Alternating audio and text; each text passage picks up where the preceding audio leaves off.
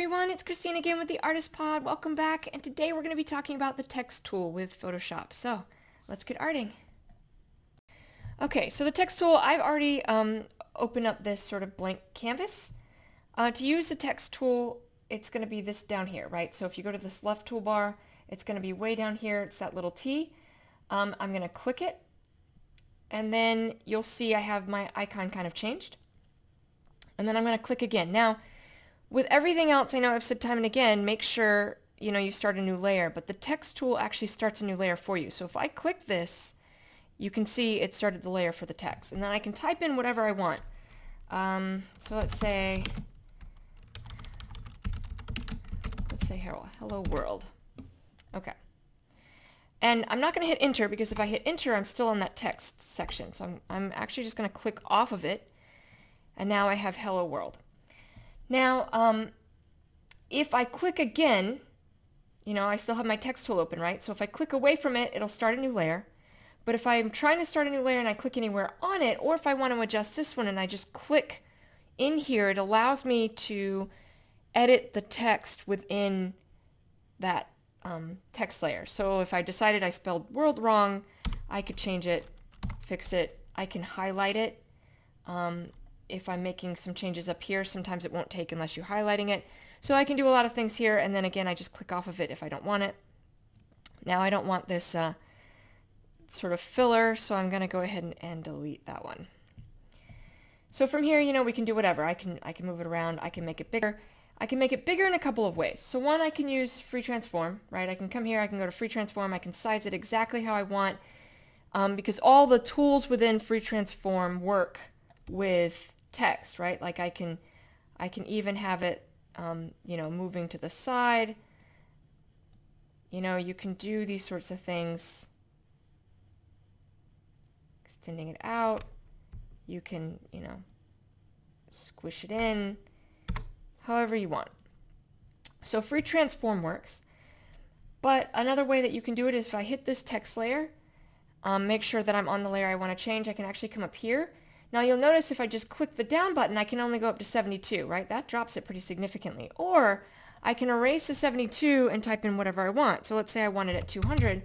I can just type in 200 and hit enter, and bam, it's now at 200, which is a little big. So let's come back here and make it 150. There we go. That's better. I can change the color. If I go back to the text tool, I can come up here to this purple, and I can make it, let's make it a bluish kind of black. There we go. I can change, it's, if it's narrow, if it's bold, if it's italicized, if it's, I can select all of that here. I can change the text. Right now it's set to Arial, but you can see as I scroll down, it shows me an example typically of what that different text will look like. Now all the text I currently have on here is the standard that comes with Photoshop. These are all Photoshop basic scripts.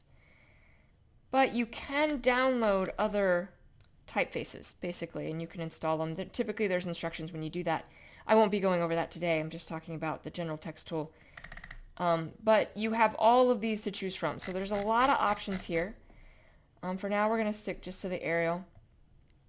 So this is big. It works a lot with, Merch by Amazon, particularly on Amazon. A lot of text-based designs work.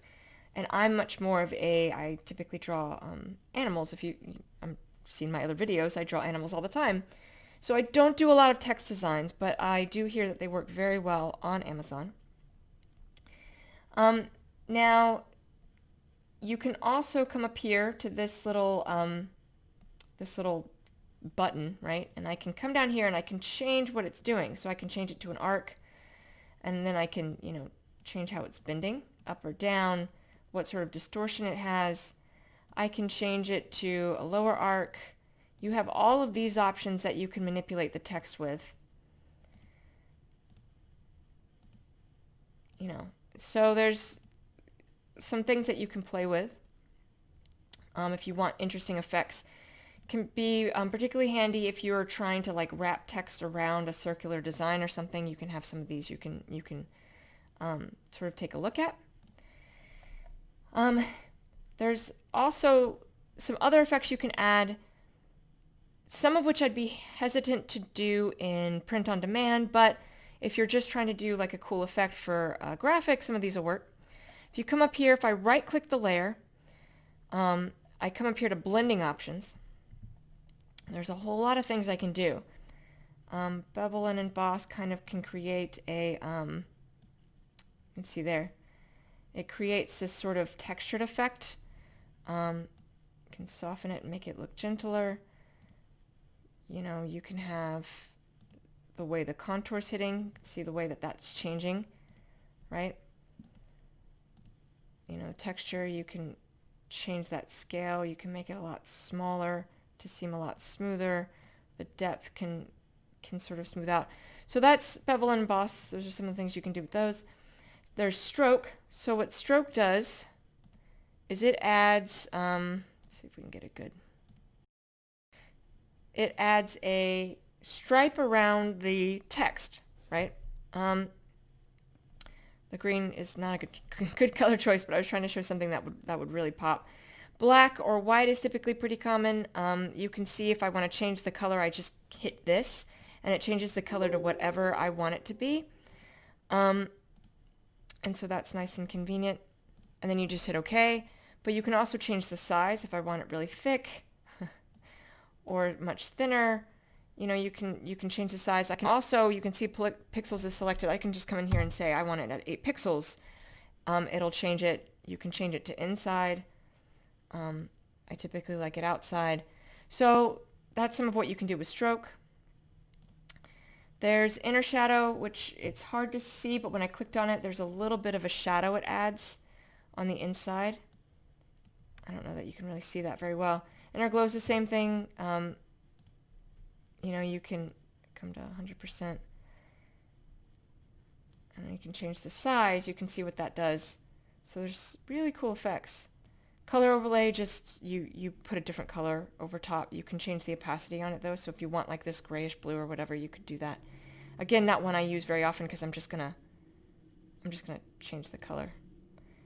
You can do a gradient overlay. You can kind of see the gradient there where it's going from this white to you know, the darker gray, but you can do it, you know, with different colors as well. Pattern overlay is just where you know, you select a pattern, and that just sort of covers the whole thing. You have outer glow, which I don't know that we're going to be able to see very well. If my background was black, you'd be able to see it. And then there's drop shadow. Drop shadow is probably one you've seen a lot. It's one that's used very commonly. It is not one that I would use on a t-shirt because you want the opacity at 100%. So if I were to accept this, right, if you're never sure if your opacity is at 100%, you can take off that background layer, right? Like I can take off any background so that it's just showing on my pixelated background. This indicates nothing's there. And if I can see the pixelated lines, then this is not at full opacity. Drop shadow won't do that. And you don't want that because a printer, a t-shirt printer, any printer, it can't print something halfway. Everything it does is 100% opacity. It can't halfway print it. So while it definitely makes a cool effect, a 3D effect on graphic, it won't work for print on demand, but it's still cool. So if we accepted that, right, like we put the drop shadow in and you decide inevitably you don't like it, you can come down here and uncheck the effects and it's gone. If I had a bunch of effects, I could specifically uncheck the one I don't want. So all of those little eyes determines if I can see it or not see it, just leave it as it is. Now the text is manipulatable. And it won't pixelate up until I rasterize the text. So right now, I can make it as big as I want, and it won't pixelate the bigger I make it. I know I talked before about how I'm going to take graphics, typically when I'm working in Photoshop, and I want to work bigger and then make it smaller rather than smaller to bigger because it'll pixelate. But text doesn't do this unless I come here and hit, so I right-clicked again, and I hit rasterize type. Now, what that does is it treats it now like any other drawing layer, right? So I can impact it the way I could. There's certain features basically you can't use with the text in that form, but I can do a lot to it now once I've sort of rasterized it, and I can manipulate it the way I would any image. So. All right, so that is how you use the text tool in Photoshop. I hope that was helpful. If you have any comments or questions, just drop them down below. In the floating nether next to me, I have other videos of art tutorials I have done, and I will see you all soon. Thank you so much. Take care.